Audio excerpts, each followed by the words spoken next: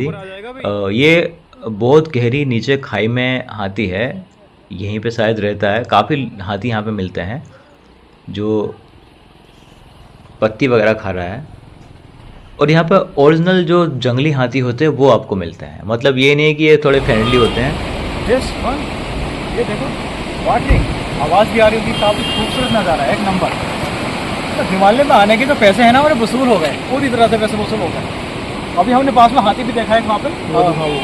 और ये जो पोर्शन है ना, ये जो पूरा पोर्शन मतलब औसम यार, मज़ा आ जाता है देख के, दिल खुश हो जाता है। अब कितने भी उदास हो, कितने भी अपने दिमाग ख़राब हो जाओ, एक बार पहाड़ पर आ जाओ, उसके बाद देखो फिर मज़ा।